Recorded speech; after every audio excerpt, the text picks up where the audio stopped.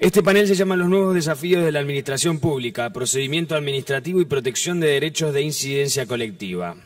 Serán expositores de este panel Estela Sacristán, doctora en Derecho y especialista en Derecho Administrativo, Premio Corte Suprema de Justicia de la Nación 1995, profesora UCA y Austral, miembro de la Asociación Argentina de Derecho Constitucional y Asociación Argentina de Derecho Comparado, entre otras.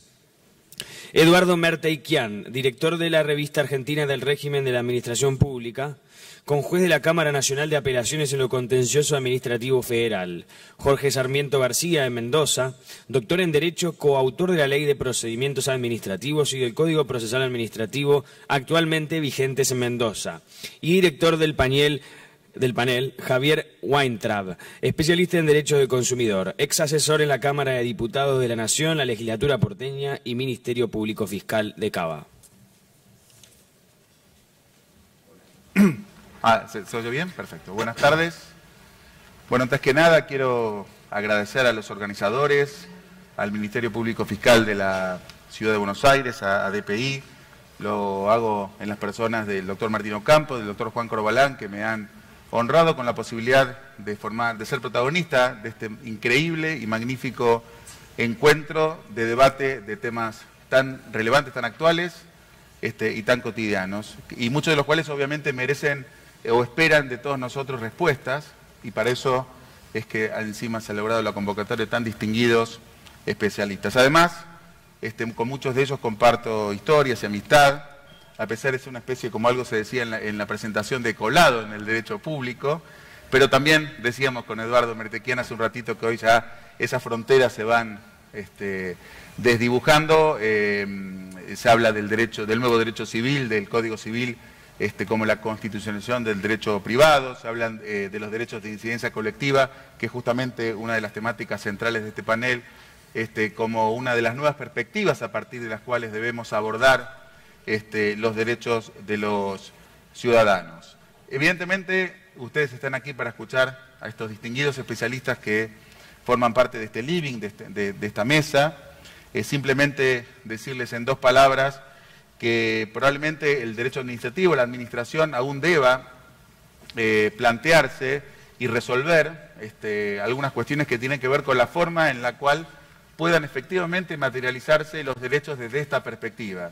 Quizás en la órbita judicial hemos visto en los últimos tiempos ciertos avances, sobre todo a partir de las sanciones de las leyes de ambiente y de defensa del consumidor, que crean algunos mecanismos a partir de los cuales ciertos actores legitimados pueden plantear en sede judicial derechos de incidencia colectiva, intereses colectivos.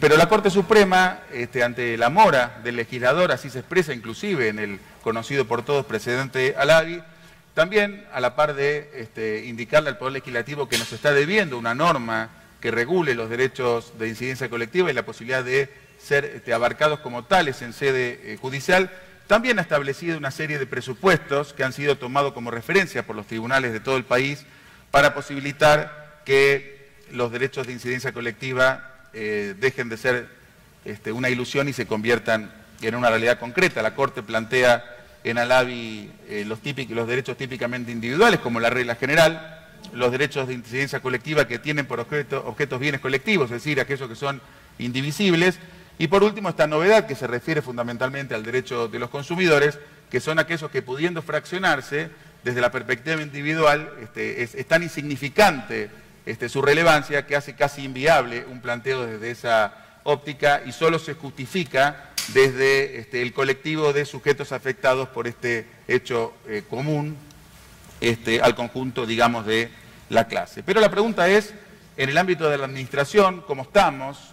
Si esta realidad también impacta, si esta es una necesidad también que signifique la reformulación de normas o al menos la reinterpretación de aquellas que hoy nos rigen. Y esa es un poco la excusa y el motivo del panel para el cual hemos sido convocados, y yo les digo que estoy muy ansioso por escuchar la opinión de estos magníficos especialistas, porque realmente es un tema que me atrapa, me apasiona, y entiendo y creo profundamente que tiene muchísimo que ver con los problemas concretos de los ciudadanos de a pie, de las personas comunes en sus padecimientos de todos los días. Así que bueno, vamos a dar comienzo a este panel, que va a terminar con la posibilidad de que los panelistas expresen respuestas a algunos interrogantes que van a ir surgiendo, y vamos a comenzar, como no podía ser de otra manera, con la doctora Estela Sacristán, en primer término. Doctora. Muchas gracias, doctor Weintraub. Buenas tardes a todos. Bueno, un obligado agradecimiento al doctor Juan Corbalán por esta invitación que me honra, y mis felicitaciones por este evento increíble en el cual estamos participando todos, con la presencia de profesores importantísimos en el ámbito nacional e internacional. En realidad las ideas que voy a exponer siguen un poco la exposición que se nos entregara como bases para el debate en este panel, y creo que vale la pena por ahí efectuar algún comentario o incluso alguna objeción sobre el contexto metodológico en el cual está inserto este panel, o por lo menos puntos en los cuales por ahí se pueden efectuar aclaraciones como para poder avanzar. En primer lugar, se toma como base, como presupuesto, la existencia de derechos fundamentales, y allí creo que evidentemente se marca la clasificación entre derechos fundamentales, derechos que no son fundamentales. Creo que sería bueno dotar de contenido esos dos conceptos para ver de qué se trata cada derecho. Si el derecho de propiedad, por ejemplo, eso no es un derecho fundamental; si no sé, los derechos colectivos de los mapuches en el Chubut es un derecho fundamental o no lo es. Esto por un lado. Por el otro lado tenemos mencionado un escenario en el cual hay generalidad de afectados. Esto automáticamente nos pone en presencia de lo que serían actos de alcance general de la Administración, o actos de la Administración que, si bien son liminarmente de aspecto de alcance particular, tienen efectos hacia terceros indeterminados, que son ese colectivo que está afectado. Y en tercer lugar, creo que podemos tomar en cuenta de la terminología empleada, que se habla de la generación de soluciones eficaces, pero por el otro lado también se habla de las soluciones particulares que se muestran ineficientes o inviables, con lo cual estamos como en tres líneas discursivas. Estamos en si hay soluciones eficaces o no, y esto tiene que ver con el éxito o no, en última instancia, sin importar los costos. Estamos en el renglón de lo que es eficiente o ineficiente, y acá ya tenemos que considerar costos y beneficios de la opción que se adopte. O si no, estamos en el renglón de lo que es viable o inviable, o sea, de lo posible o imposible, y ahí ya estaríamos en un renglón o en un escalón muchísimo más bajo o de mínima. En este renglón, entonces, hay unos antecedentes de derecho nacional y de derecho comparado que se mencionan, comenzando por el caso Alavi. El caso Alavi, sabemos que es un caso que transitó en sede judicial. Es un caso difícil para usar como paradigma, en el sentido de que es un caso sin caso. El caso Alavi era un caso abstracto, un caso en el cual estaba la reglamentación que se estaba impugnando estaba suspendida. Esto, obviamente, siguiendo la doctrina Madanes, 1986, Pérez Companc, y respetando el principio de que la reglamentación de la ley integra la ley al que está reglamentando, tanto que cuando se invalida la ley se invalida también la reglamentación. Bueno, en ese renglón tenemos que ubicarnos qué era la reglamentación suspendida que se estaba impugnando en Alavi. Nadie había sufrido sus efectos. Es un caso que es tan abstracto como el caso FAL, el caso del aborto. Es un caso que en realidad es pura teoría o es puro obiter.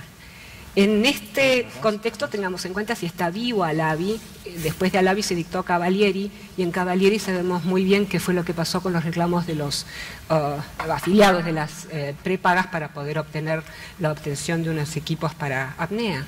Tenemos también una acordada que se ha dictado en la Corte Suprema para procesos colectivos, pero bueno, esto es sede judicial, no es sede administrativa, y este panel es de procedimiento administrativo.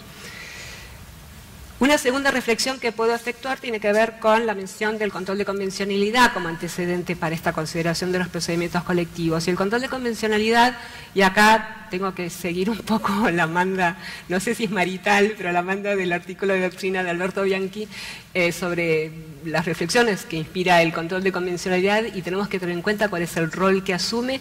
Acá hay dos supuestos en los cuales se analiza cuál es la verdadera obligatoriedad que tienen. Tenemos un supuesto en el cual la República Argentina es parte, artículo 68, inciso 1, y en esos casos sí el precedente tiene fuerza vinculante, pero hay otros supuestos en los cuales Argentina no es parte, y en esos casos sirve como una especie de complemento del control de constitucionalidad que se ejerza. Nuevamente, estamos en procesos judiciales y tenemos que hablar en este panel de adaptar todo esto a la sede administrativa. Y una tercera reflexión que puedo hacer tiene que ver con los procedimientos de sentencia piloto, que de vuelta son para sede judicial, y el litigio estructural, que está traducido, representado o manifestado a través de negociaciones entre partes, se menciona aquí, y el carácter de la intervención judicial y la transparencia. Y acá tenemos que de vuelta tener en cuenta cuál es el rol del Estado, por ejemplo, en transacciones en sede administrativa, cuál es el verdadero, la verdadera entidad o la verdadera posibilidad de que entre a efectuar transacciones el Estado en sede administrativa.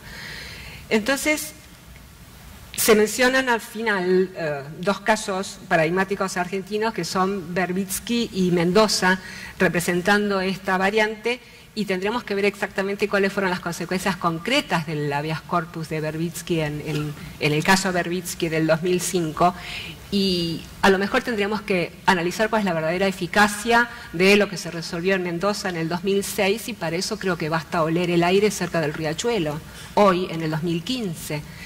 Entonces, creo que podemos hacer un replanteo y pensar en estos procedimientos para estos colectivos que están afectados, pero no desde el punto de vista conflictivista, a lo mejor, de solucionar el procedimiento ese en el cual los particulares se confrontan con la administración para que se enmiende una situación, y a lo mejor pensar qué pasaría con esos actos de alcance general o esos actos de alcance particular que tienen efectos hacia un colectivo considerable, y pensar qué pasaría si les diéramos a los seres humanos, personas físicas o jurídicas comprendidas en esos efectos, la chance de poder participar en forma previa a que se tome esa decisión que afecta al colectivo, y con esa participación en forma previa a la decisión, que en realidad se lleve a cabo una prevención del conflicto, y que ese colectivo que virtualmente va a ser afectado participe en forma previa. Creo que esta es una cuestión que tiene que ver con dignidad humana, creo que tiene que ver con evitar